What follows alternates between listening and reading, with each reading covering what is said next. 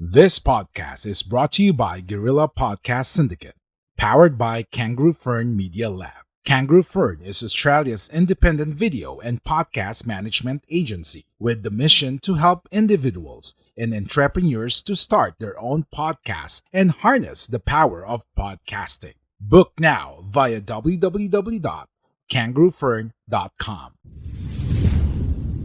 A Kangaroo Fern production.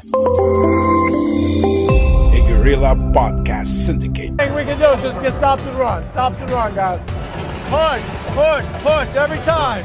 Extra session with Kiko Malikdem tackles everything about the world of sports, especially the one close to the host heart, basketball. Updates, discussion, clarification, name it. Extra session has it. Extra session with Kiko Malikdem. That's how they're getting their points. Rebound favors battles and gets it away from Bob Mote out the hill for free. Bingo. Okay, good day, everyone, and welcome to Season 2, Episode 1 of your favorite sports podcast extra session with Kiko Malikdem here in Guerrilla Podcast Syndicate, Philippines.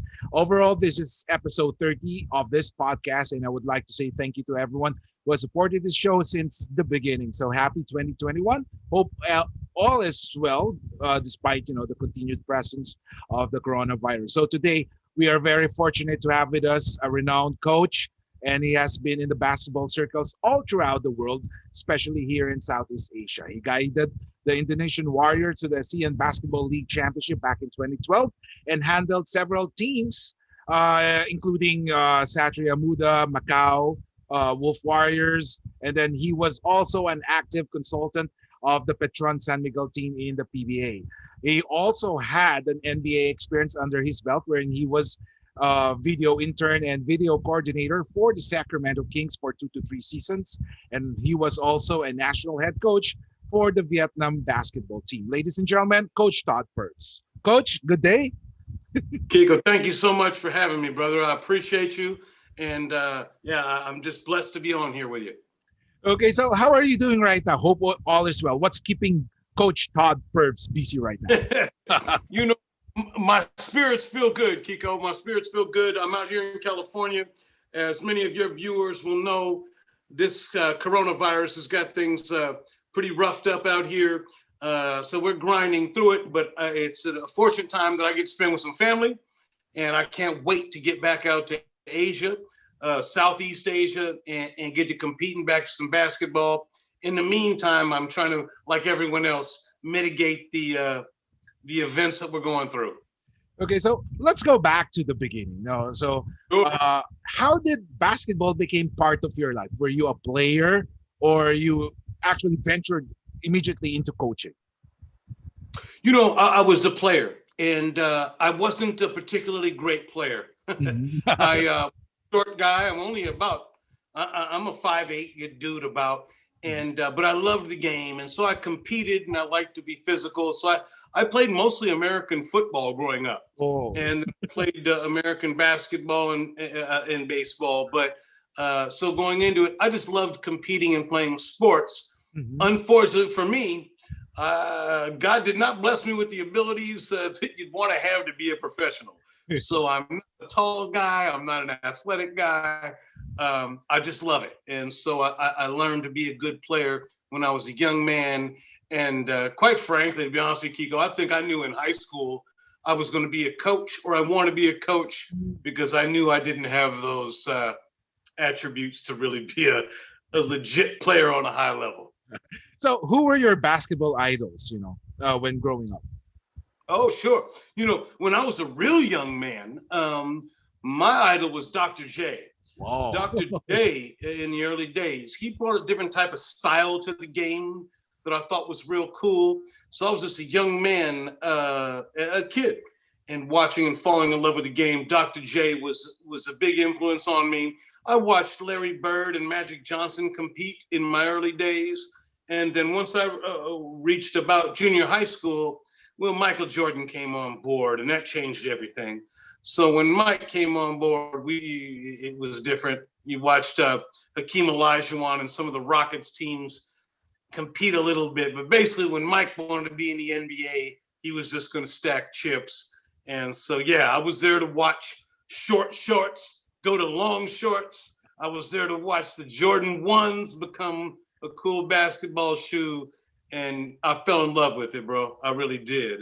So, yeah, after that, I knew, well, I'm not a great athlete, but I might be able to coach. I don't know. So, looking at your coaching resume, how you started, one thing that, that caught my attention actually was you became a part of an NBA team, which I said earlier, Sacramento Kings. How were you able to get into NBA? It's very hard to be part of any team. I'll share the exact story with you, man. Here's what happened. We had a facilities manager. Mm-hmm. I don't want to put his name up there, but he was in charge of the facilities when I was coaching at Sacramento State University. Mm-hmm. Sacramento State is considered a mid-major because I think they don't have any, quote, low majors. Mm-hmm. Otherwise, we're a low major in Division I. Sacramento State, where I coached, did not have a great deal of success in terms of wins and losses. It's where I also went to school, but it's the truth. Nonetheless, I had an opportunity to coach there at my alma mater later where we got a little bit better. But we had a fellow who was in charge of the facilities. Mm-hmm. And this is a lesson that I'd like to share with your viewers or anyone else about. It's just how you treat the next man. And this man was in charge of turning on things like the heat and the lights and making sure the courts and facilities were always available for practice time or for game time and those types of things. And so we'd had a few experiences, he and I did, where things weren't. Your podcast journey starts here. Take the first step on your side. Hustle with us. It starts with a great domain. Get your podcast web host with Beard and Coffee at www.beardandcoffee.com.au or find us at Facebook. As prepared as I'd hoped they would be, and it trickles down. I was the low man on the totem pole on the coaching staff. So I'm the one who gets yelled at when they weren't prepared. But the facilities guy was the one in charge, and I always respected him, and I always knew he was working hard, even though mistakes might have been made here and there. So I never really got too upset at him. Well, coincidentally, what I didn't realize was also the facilities manager for the Sacramento Kings. And so he was also making sure that Arco Arena at the time was set up for the NBA games and all.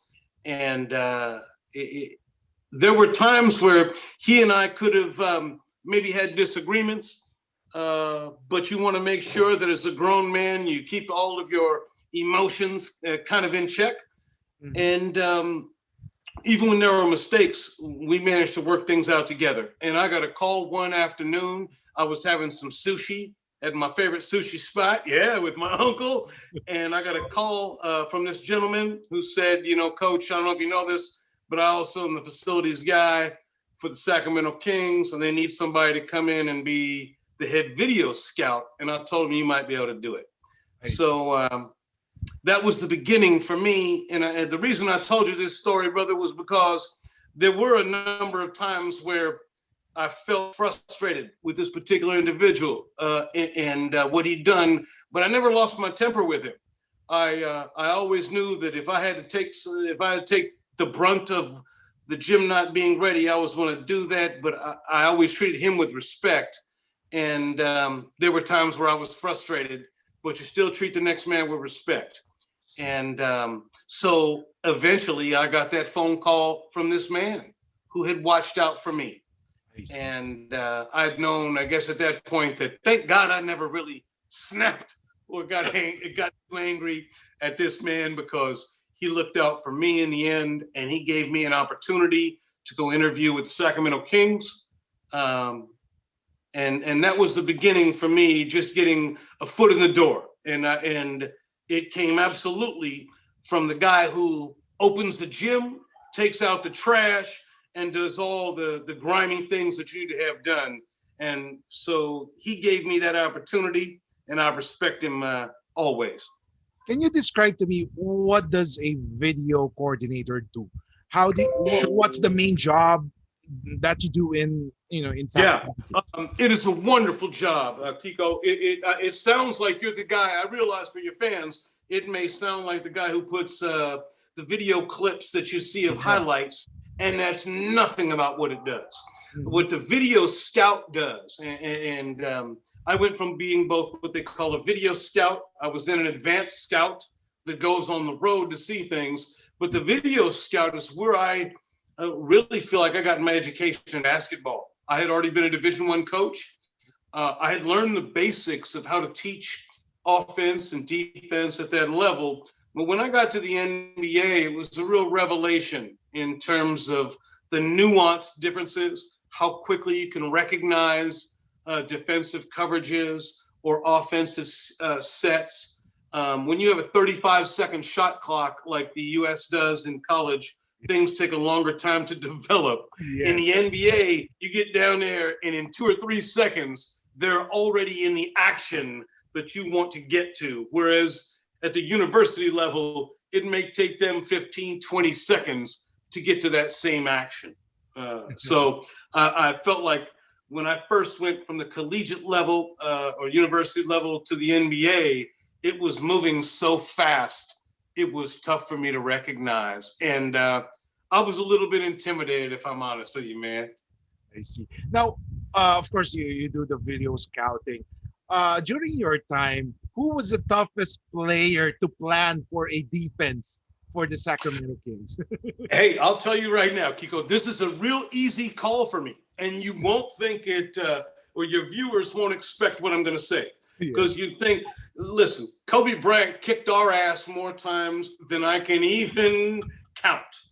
There is no coverage for LeBron James when you're that good. Yes. Some of these guys are so good, but in terms of the meeting, so when coaches are getting together and discussing what type of coverages you want to use, the most difficult player to prepare for, Dirk Nowitzki. Oh. Dirk Nowitzki was a 7-foot player. So, I mean, he wasn't the tallest player in the league at the time, but he's one of the tallest. And he might have been the best shooter in the game.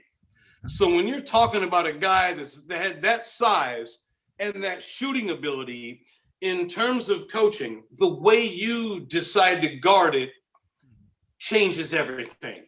And so we know what Kobe's going to do. You know what LeBron's going to do. You know you can't guard them if they've got the ball in their hand and they're going to take someone off the dribble.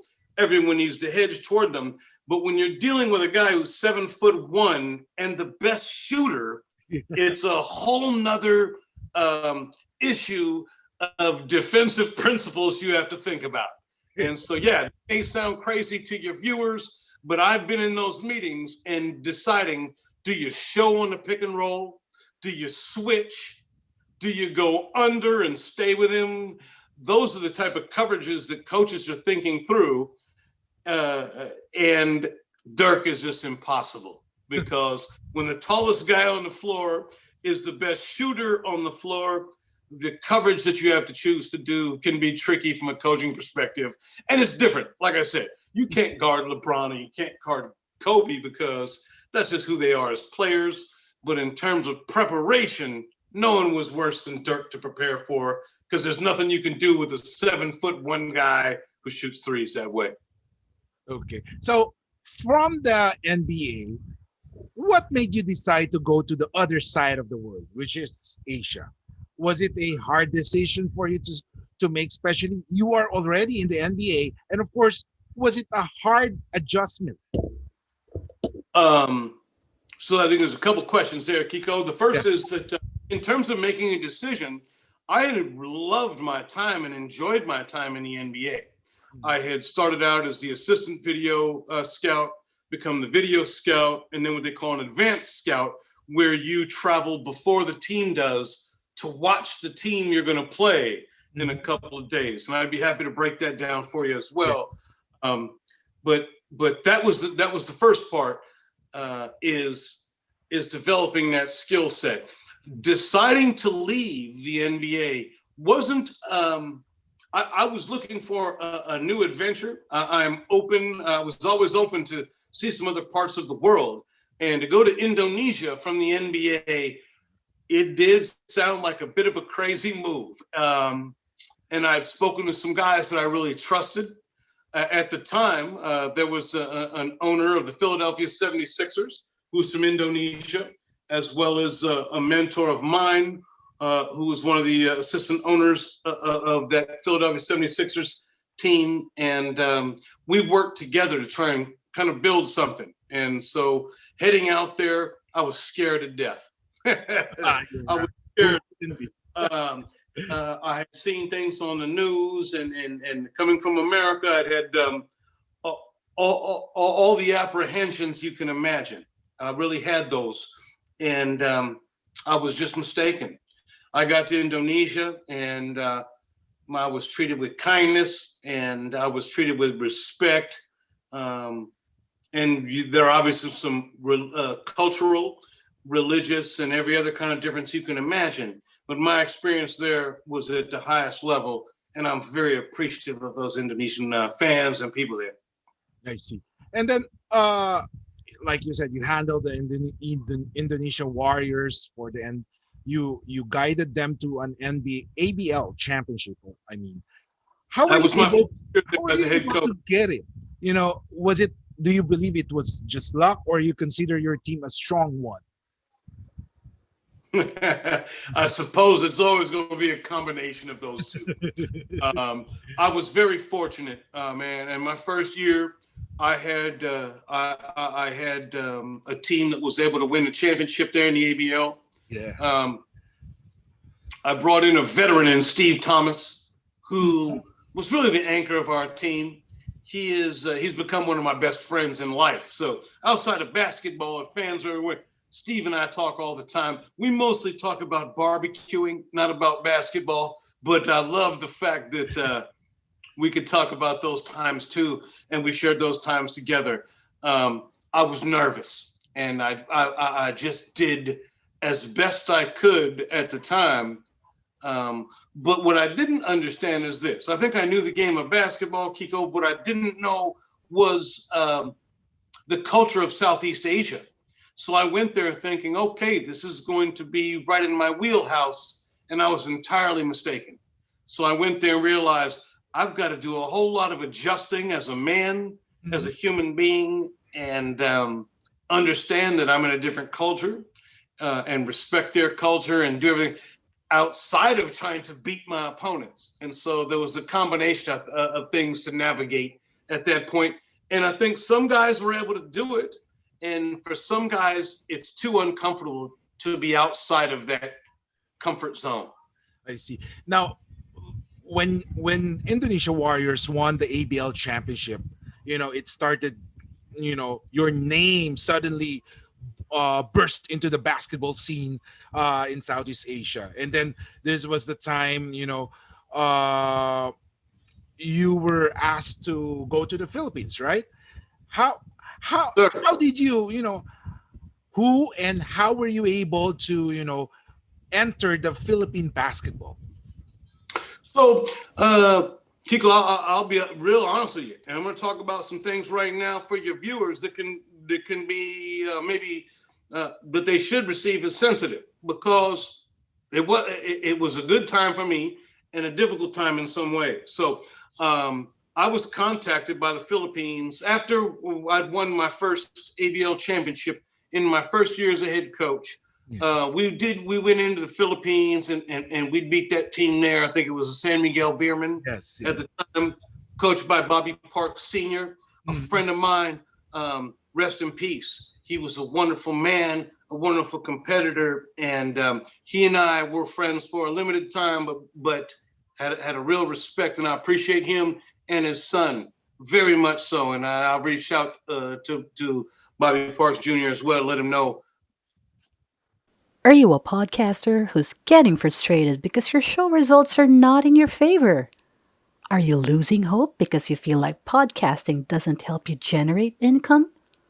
Are you a podcast service provider who is struggling to meet your clients' expectations? If yes, head on to www.podkai.com. Book a call with the founder of Podkai Media, Kai Villanueva, and get clear and proven strategies to earn through podcasting. To let him know my thoughts on his pops as well, man. He was just a wonderful dude and a real competitor. So that first year we competed. I was just lucky. We probably stole a championship there. And I was able to, start off my career on a good note. I had really players that were playing for me in Steve Thomas, in Evan Brock. And then we acquired a player named Stan Pringle, who you might be familiar with. Yes. And so I went out and found him. And certainly that behooved us in the first year or two. And then, what do you think during your time? What do you think about what do you think of Philippine basketball in general? It's unbelievable. It's so wonderful for me. I come from a country that loves sports, as you know. Here in the U.S., we just love to compete. American football might be the most popular, but we love basketball and baseball. We love it all, and so we're just real competitors. The Philippines, when I moved to Manila, it was the first time I think I'd lived in a country that basketball was their favorite sport. Yeah. I'll tell you, hold on though. Let me take a step back for you, brother, because when I was coaching in Indonesia with the Indonesia Warriors, we went to play at the time the Philippine Patriots. Mm-hmm. And so we were in the Philippines and we'd taken a taxi cab. And while we were taking the taxi cab, me and a player was Steve Thomas. Mm-hmm. And the taxi cab driver looked back at me in the Philippines, mind you, and he said, "Hey, you're the coach of the Indonesia Warriors." And people in Indonesia didn't know that, but people in the Philippines did.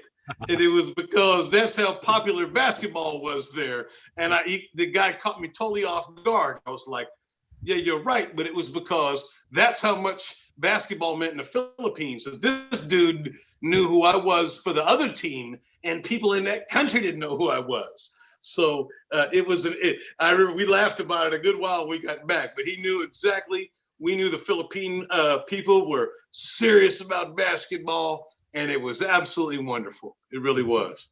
So you handled the San Miguel or Petron, if I'm not mistaken. What was the name during that time? How prepared were you? Especially you entered the team that was kind of having some problems chemistry wise. Yeah, that was an interesting endeavor for me. So I had been a head coach for 2 years. I'd left the NBA. I'd been a head coach for 2 years with Indonesia. Had some relative success, however you want to quantify that. But and then the Philippines brought me over there. San Miguel specifically, I think, felt, listen, Indonesia doesn't ever win here, and we did. So I was approached by the San Miguel Corporation at that point about joining them. They were very professional. I let them know that I had a contract in Indonesia, and they waited till it was done, and then they approached me, and they were very professional.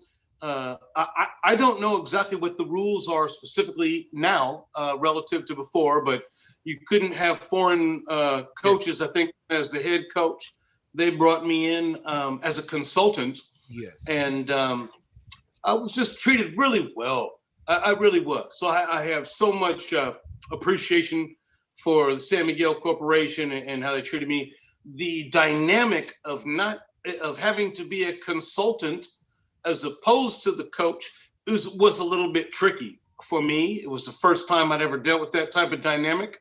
Mm-hmm. I was lucky to deal with, Gia Vanilla, Al Francis Chua, and I became good pals when I was there. I don't know if you know Al that well, but wonderful guy, and he and I had spent some time together. We didn't get to work on the same team. I think he was kind of working with Ginebra when I was working with what was Petron at the time, and then we bounced back to San Miguel. But a wonderful guy, and hey, maybe life gives us a chance to work together later. But I thought the world of him, thought the world of Gia Manila, Ramon Ang, who was the president and the CEO of the San Miguel team. I was really treated professionally there and absolutely loved it. I wanted nothing more than to bring them a championship. Were you pressured when you entered the PBA? Do you feel any pressure at the time? I think when you're a competitor, nobody really puts more pressure on you than yourself, and so I'm relentlessly on myself about what mistakes I made. I can come home after a win, and here's something I've gotten good at, brother. I don't read any media at all. That's in good. terms after my game. So I'll read it late, but I don't read media in terms of what happened in our game. I evaluate that. I'll talk to other coaches and such, but I would stay away from social media because that has a lot of people's feelings. And I love those feelings. I respect them. But I also know that if you want to be a professional sports coach, you better be thick-skinned and be able to make your own decisions on what you believe is best and what's best for those guys. And so the Philippines helped me get better at that, for sure. If you were given a chance to grade your stint in the Pro League, in the PBA, how would you grade it? Wow. To create a stint would be that's a real interesting question, bro. Yeah. I would say this. I wouldn't want to go into it being my third year as a head coach. Yes. The Philippines has had such a wonderful league, such a league with history. If I'm not mistaken, it's the second oldest league of the NBA, Professional Basketball League. Yeah. And it has so many fans that I love so much. I wish I would have had maybe a little more experience and been a little bit older, so to deal with the social dynamics and some of the other parts that as a man I wasn't as familiar with. Mm-hmm. The basketball side I was probably pretty cool on, but I wish I could have been a little more experienced as a human being to enjoy everything I had around me, to accept that pressure and to do my best at it. I look back at it with such wonderful memories. The people that I met, the lessons I learned were incredible. You can't find a league like the PBA in this world. You just can't. And the passion they have is immeasurable. And I'm so thankful for it. I wish I was a little more experienced so I could have navigated some things better. But hey, that's part of learning to be a coach. Yes. And I take that.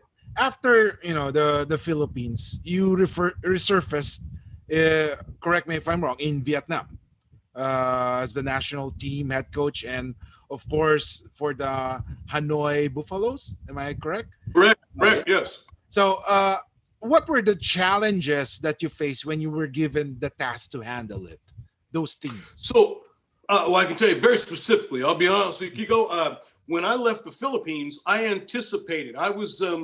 I'm tight with an ownership group here in the States that we anticipated was about to purchase an NBA team. Oh. And out of respect to them, I don't want to go into too many details, but we thought it was a done deal on one team and as a backup plan, a second team. Mm-hmm. That was part of my departure in the Philippines, was very amicable with Mr. Ramon Ang, with all those guys who were running it. I thought I had something going, and it didn't come to fruition. Mm-hmm. And so there was another ownership group that bought that team, and so I'd wait a little bit. And I've got a couple of mentors out here whose advice I rely on. I'm getting old, man. I'm pushing 50. At 48, I should be the mentor. But at this point, I was probably relying on some cats to give me some advice. And they said, listen, if it doesn't work out right now, that you're going to go back, you're going to be a member of an NBA's front office management. You want to get your name back out there. So I had some contacts that actually hit me up that were in the ABL before. So the current, I believe the current CEO of the ABL is Connor Wynn, and he was the general manager of the Saigon Heat at the time. Okay. And so we knew one another. when they were building a league out there, he'd reached out to me, and I thought, hey, this would be a cool endeavor to help build basketball in Vietnam. Now, and I'll be honest, Kiko, it was the least experience level I've ever coached. So you want to start a podcast, or perhaps you've already started one, but you're still unclear on how you can actually make this podcasting work. No worries. That's why we're here for you. We are Guerrilla Podcast Syndicate, powered by Kangaroo Fern Media Lab. Join our network. Contact us at info@kangaroofern.com, because we're stronger together. So they didn't have the experience of the teaching that I was normally familiar with. But I'll tell you what, those fans were fired up, and they didn't know a thing about basketball, and they were cheering their asses off. And I really appreciated them. They were going nuts, even though they really didn't know the nuances, and I fell in love with it. So it was a wonderful experience. It wasn't an elite level experience for basketball, but I loved those people and those fans. So if you were given a chance to be part, of the teams that you handled before, which team do you want to handle again? Well, I mean, heck, man, that's a loaded question right there. I have a San Miguel team that I think has won like 87 straight championships since I left. So to say that I'd like to coach Junmar Fajardo and Chris Ross and Arwin Santos, and yeah, I think we were probably a couple of months away from doing something special. But hey, the man in me could not be happier for those guys. And Chris Ross and I talked. I brought him there to San Miguel when he was with another team, and I thought defense wins championships. And at the time, I thought, oh, this Chris Ross can't shoot a lick, but he'll defend anybody on the court. He's my kind of guy. And so, yeah, I brought him over, and now he can score. He can do some scoring now, and he and I have remained friends for a long time. But he's not the only one. I love and respect those guys.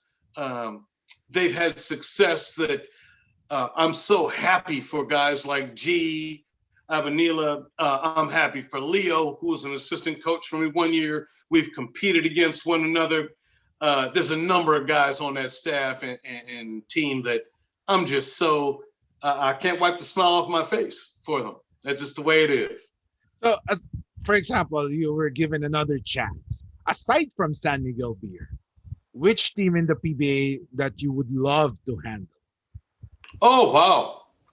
So here's the thing. As a coach, I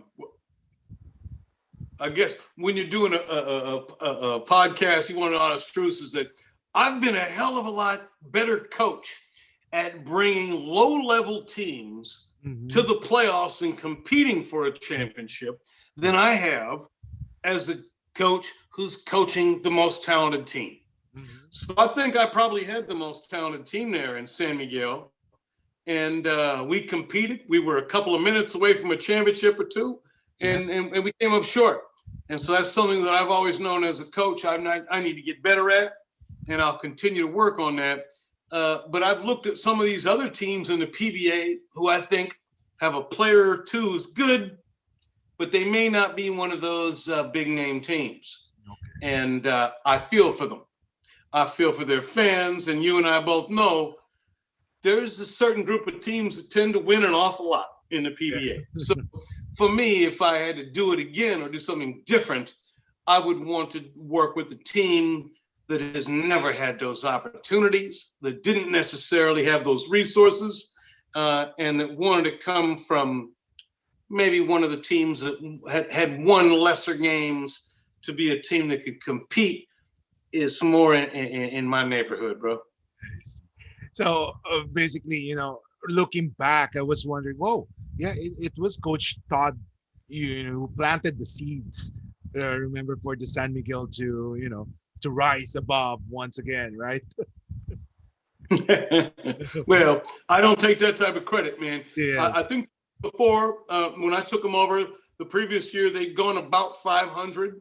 We were able to win some games, but to be honest, we weren't able to get over the top until Leo Austria took over. Yeah. And Leo was able to get that team over the top, and he deserves all the credit for it because, you have to do the things it takes to win championships, and that's what he was able to do, bro. I see.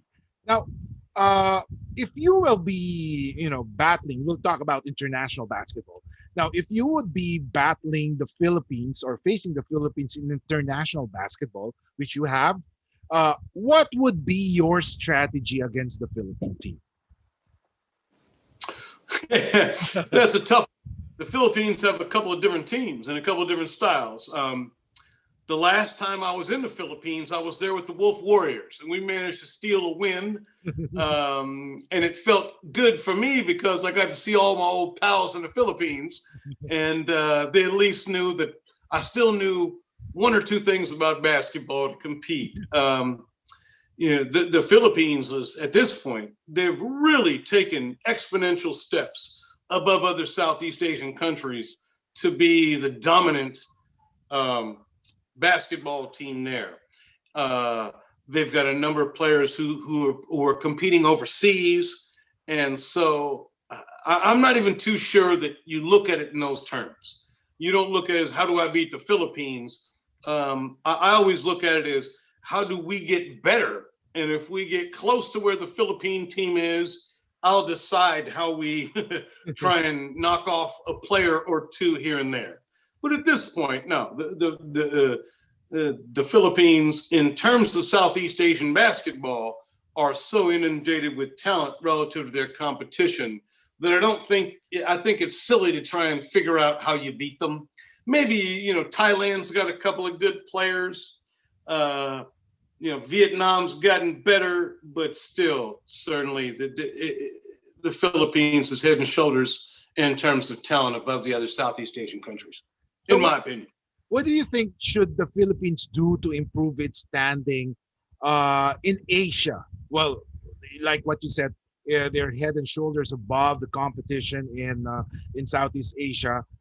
But in Asia, they're trying, they're having a hard time. They're like in the top 5 teams in Asia. And of course, you know what happened in the World Championships.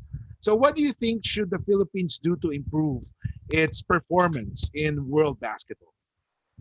Yeah, so I feel comfortable telling you this. Just We are Independent Podcast Network. We are Guerrilla Podcast Syndicate. Would you like to hear your brand while supporting quality podcasts? Contact us now at advertise@guerrillapodcastsyndicate.com. Coach to coach or man to man is you have to put your pride to the side, and you have too many entities in the Philippines that are pulling the best players in different directions. The Philippines has the talent.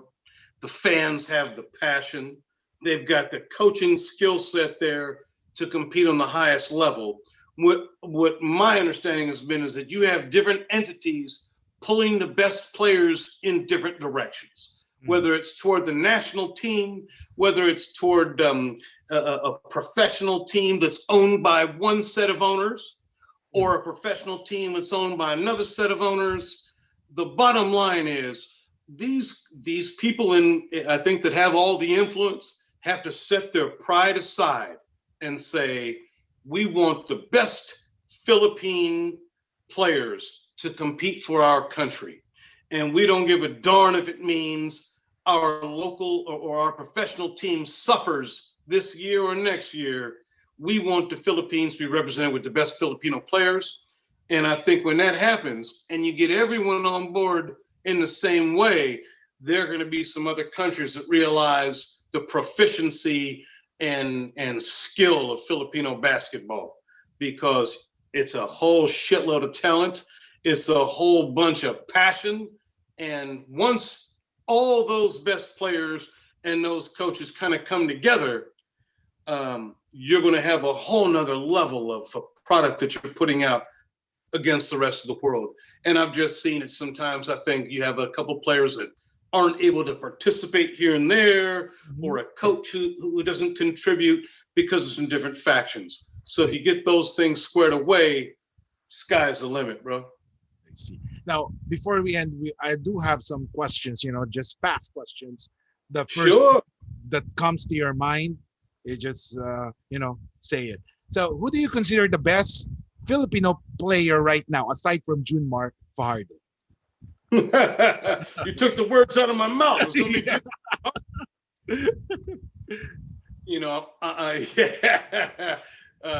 How about I say Jordan Clarkson? Is that fair? Yeah. Yeah, he has some blood, So, favorite Sacramento Kings player when you were with the team before? Francisco Garcia. Oh. He's the coolest dude you ever want to meet. Guys don't know about him as much. He controlled the locker room. He was a leader. He was funny.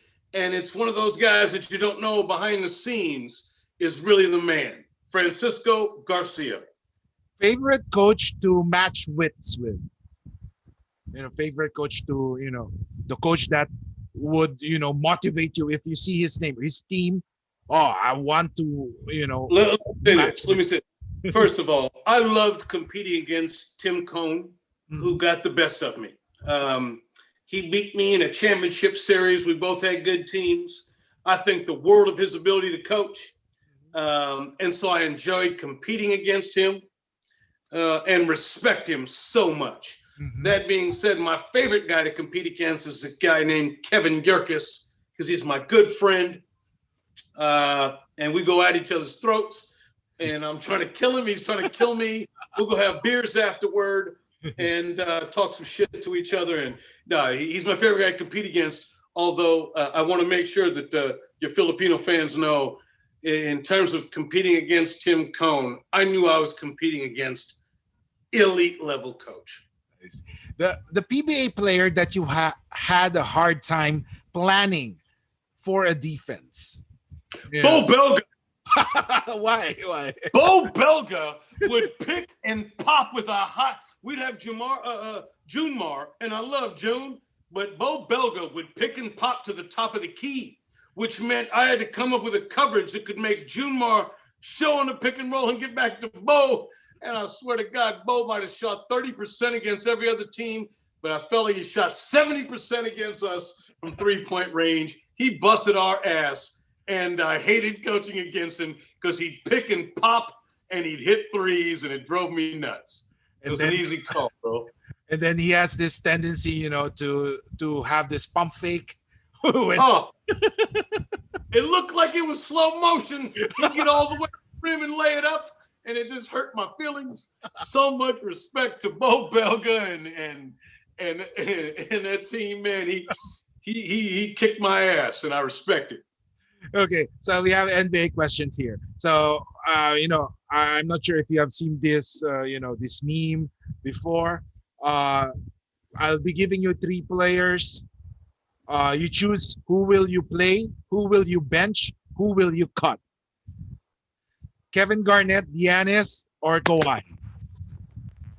Kevin Garnett, Giannis, or Kawhi Leonard? Or Kawhi. Yeah. Well, that's tough. But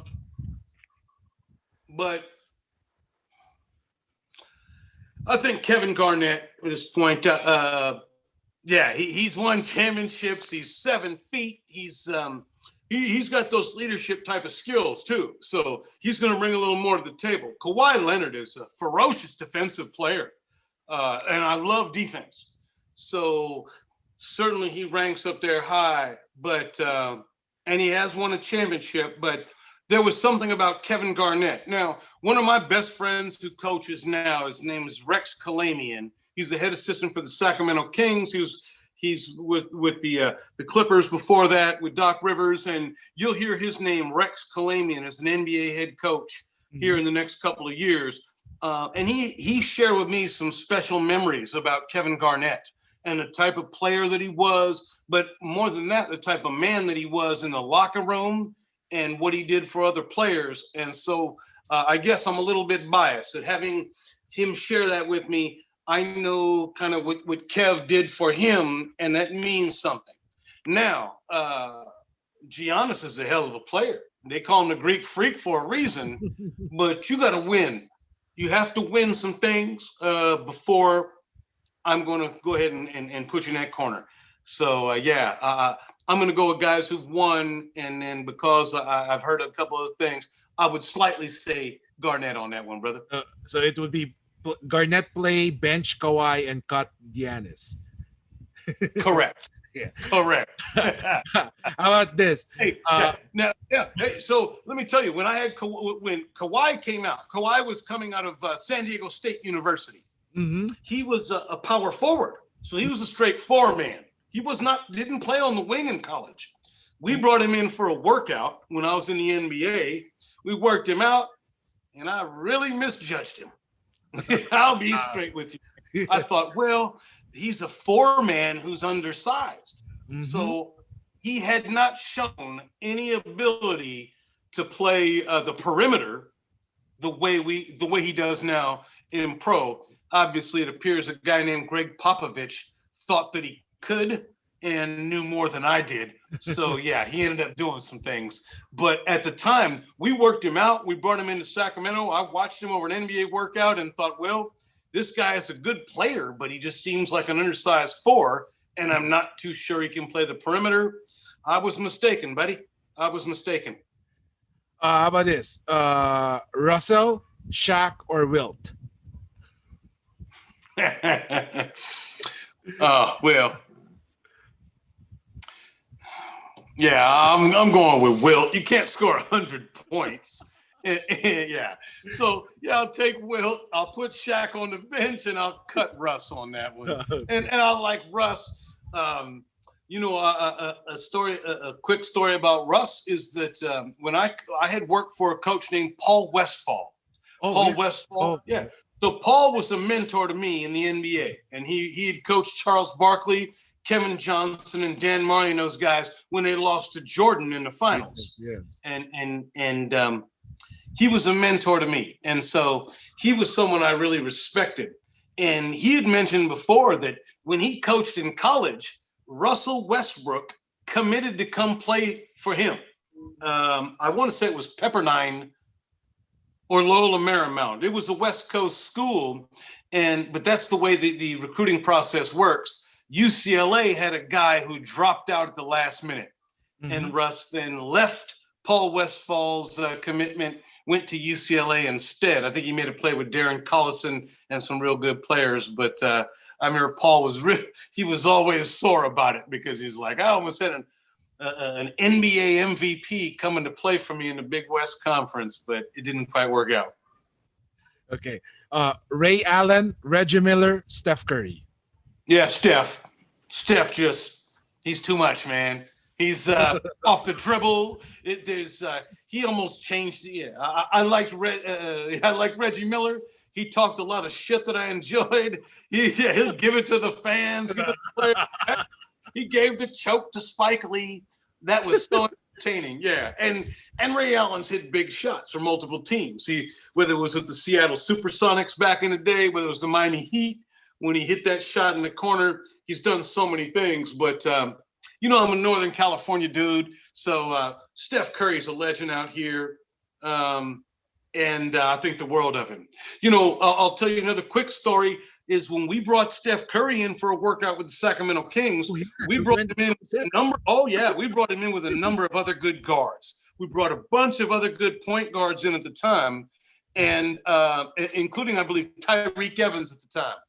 And Tyreke was too big for those guys, so he was able to kind of use his size to blow to get to the rim and all, and it didn't look as good for Steph Curry at the time. But again, you have to take those individual workouts the way you do with game film with a grain of salt and put them all together. Certainly, Steph Curry was a lot better than we realized during an individual workout, and what an ambassador for basketball he's been. I think the world of him, bro. I see. So it would be play for Curry. Who will you bench? Who will you cut? Kyle? Yeah, I'm probably cutting Ray Allen on that one. And see. that's as good as, and man, I take it back. I think I'd keep Ray Allen and cut Reggie Miller. Reggie Miller would talk some trash to me outside as he left the building, but Ray Allen he's made too many, man. So I'd have to take the verbal abuse from Reggie Miller and cut him, I think. Okay. How about Karl Malone, Tim Duncan, and Kevin Garnett? Yeah, Tim Duncan. I'm a big Tim Duncan guy. Not only is he fundamental, but his leadership skills. I had mentioned KG earlier before some other personal context, but Tim Duncan was someone that I always looked up to at the time. So it would be play for Tim Duncan. Who will you cut? Who will you bench? Like what you hear so far? Make sure you never miss an episode by clicking on the subscribe button now. This podcast is possible by listeners like you. Thank you for your support. Now back to the show. Oh, well, I'll keep Tim. Probably put KG on the bench. But he's not going to be happy about that. I might have to cut KG so I didn't have to listen to him curse me out from the bench. That might be the adjustment I had to make. Okay. So how about this? You have the point guards. So we have Steph Curry, Steve Nash, Jason Kidd. Oh, boy, that is tough. I used to watch Jason Kidd when I was a kid. So I'm out here in California. Jason Kidd played up here in Oakland, California. He was the point guard that was dunking on guys. So I watched him. I got a couple years on him, but not too much. I'd watch him in high school just be a monster at the point guard position. So it was really cool. Mm-hmm. That being said, nobody made the game easier for teammates and more fun to watch than Steve Nash, in my opinion. Mm-hmm. He was a nightmare to prepare for in the NBA. He made every player around him better. Those guys who all left the Phoenix Suns teams to go make huge salaries somewhere else all owe a portion of it to Steve Nash, who upped their numbers before they signed those contracts, because those teams used to beat the hell out of us when I was in Sacramento, and Steve Nash was the reason, bro, and he was that good. So it would be play for Nash. Who will you bench? Who will you cut? Curry or Kidd? Oh my word! Torture. I guess to say you'd bench Jason Kidd makes me a fool, but I guess that's what I'd have to say. Yeah. Steph's going to come off the bench and shoot. Yeah, I think that's probably the way I'd go. Okay, so we have last one: LeBron, Kobe, Michael Jordan. LeBron James to me, and I know I'm an older dude, so a bunch of old dudes are going to tell me, Coach, you're a real traitor because Jordan was the man and he didn't lose. And I feel him. I really do. But athletes these days get bigger, faster, stronger, more athletic, more knowledgeable. They just do. So while I love Michael Jordan and he was the ultimate competitor, Michael Jordan, I think, was about 6'6", 225. Yes, 6'6", something like that. Those are basketball measurements, which means you're 6'5", 215. Yeah. Hey, you know how we like to exaggerate those measurements. Yes. But LeBron James is about 6'8", 270. And I've spoken with players who tried to guard him, who had just told me he's just too big and strong. He's too athletic. So at this point, as big a fan as I was of Michael Jordan, and you can't, how do you say a guy who goes 6 for 6 in championships should finish second? I just think today's athlete is better than yesterday's athlete. And LeBron James to me is the ultimate. He can guard all 5 positions. He can play all 5. He could lead the league in assists if he wanted to. Quite frankly, I think if he really put his mind to it and didn't want to score, I think he could lead the league in rebounds. Yeah. That's the type of player I think he is. And so, I give the nod to LeBron James. Okay. Hope that doesn't make me a new school guy. I'm old school by nature, bro. So right now, the NBA has, restarted, started last December. Who do you think will win the NBA championship for 2020-2021? Oh, well, it's going to be tough. The Lakers, I would assume, will go back. And Brooklyn just made a trade. So they've got some real superstars on that team. But I don't think that's how you win it. So I think someone else comes from the East other than Brooklyn, despite their superstars. I think you'll be looking at maybe the Lakers against the Celtics. I look at teams. I think so. Yeah, Celtics are struggling a little bit, but I look at teams who are going to play defense ultimately. I think Brad Stevens is a big defensive coach. I know people talk about Milwaukee. They're certainly talented. They can put up points, but be careful of the teams who lock down on defense in the postseason. It's why the Toronto Raptors won, because the Toronto Raptors had like 5 all defensive guys on their team. And people were surprised when they won. And I was telling my other coaching friends, like, this is no surprise. We can keep saying defense wins championships, but if you don't really believe it, then it is what it is. So when Toronto Raptors had Kawhi Leonard and Serge Ibaka and I'm drawing a blank on the point guard's name. Lowry. Yeah, Kyle Lowry. You're talking about guys who are the best defensive players in their position. And ultimately, I think that's what gives you an opportunity to win championships, is the defensive side of the ball. I see. So, do you still plan to go to the NBA as part of the coaching staff or front office, or your focus right now in coaching in Southeast Asia? Sure, yeah, not necessarily to go back to the NBA. I loved my time there. I got to experience everything that coaches do and how it works, and it was a great part of my coaching experience. If I were to go back to the NBA at this point, I would want it to be in a management position, in a scouting position, in a position that actually brings in international players and helps develop it in a global sense for an NBA team. I don't have interest in necessarily coaching in the NBA. I would prefer to do that overseas. So I like being a head coach. I like being able to be in charge of the personnel, because I think that's really important for a head coach, especially overseas. To be in charge of the personnel is a big deal.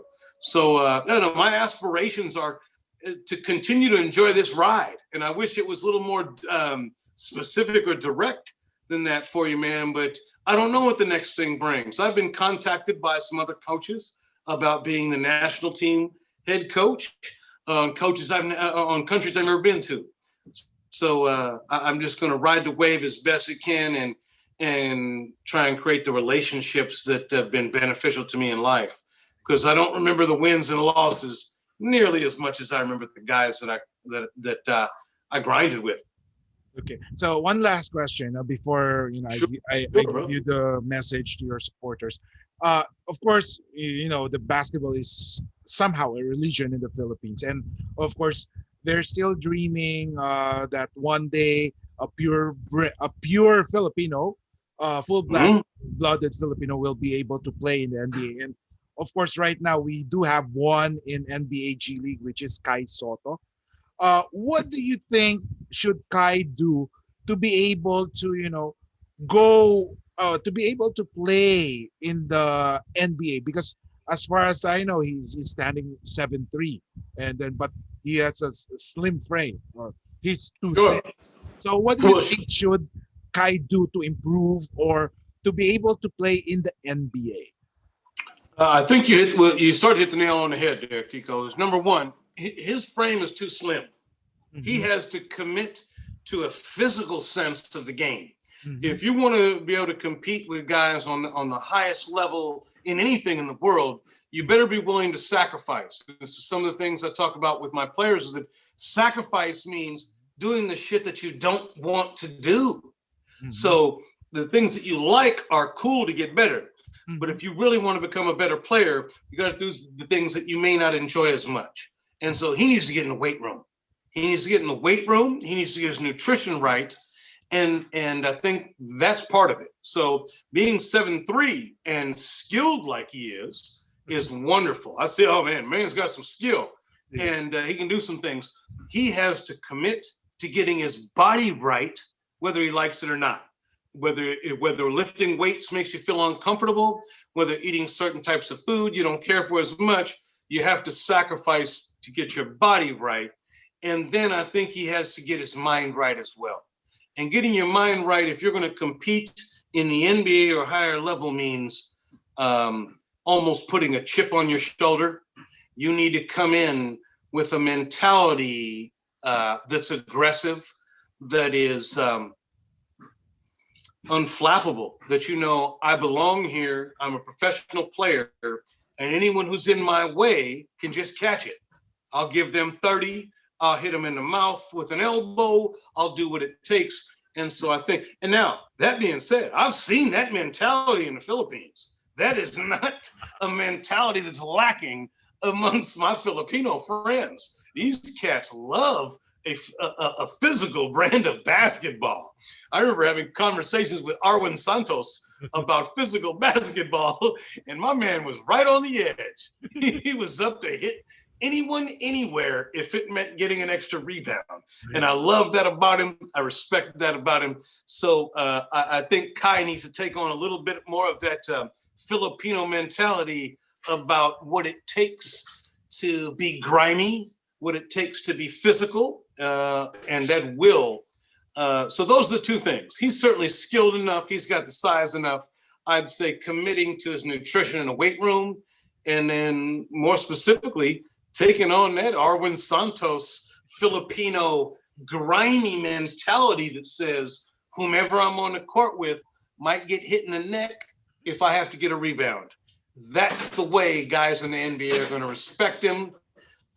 Even if they're the ones who get hit in the neck, they're going to be the ones that respect him. Because you just can't go in soft, brother. You can't go in expecting anyone to give anything to you. So he needs to come a little thicker, a little more physical, and he needs to call Arwin Santos about some tricks. So before we end, do you have any message to your supporters, family, and the people who look up to you? The fact that you'd even say that there was some fans or anyone that looked up to me, I love them with all my heart. I appreciate the Filipino fans so much. They gave me so much love when I was there. That the way I speak about Filipino basketball when I'm talking here in the NBA or other guys here is that anyone here that I talk to knows how much the Filipino people appreciate basketball, compete in it, and it's just a real honor and a pleasure to have ever performed in front of them. And I appreciate you too, man. I appreciate you, and I appreciate you having me on your show, brother. Thank you so much. So that wraps up another episode of Extra Session. I would like to say thank you to our guest, Coach Todd Purves. I just said we'll talk about 30 minutes, but I think it's about an hour already. So thank you so much. Thank you so much for the time that you gave to us, Coach.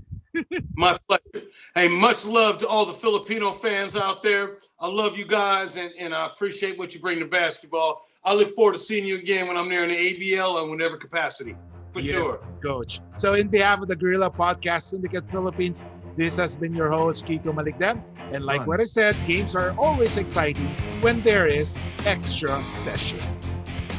Thank you for listening. Make sure to visit our website at www.guerrillapodcastsyndicate.com, where you can subscribe to the show in Apple Podcasts, Google Podcasts, Spotify, Stitcher, or via RSS, so you'll never miss a show. While you're at it, if you found value in this show, rate and review this podcast and share it with your friends. You can also join the conversation with Guerrillas RE on Facebook, Twitter, and Instagram. Please consider on making a donation to help us keep making the podcast you love. If you have any questions, feel free to reach out to us.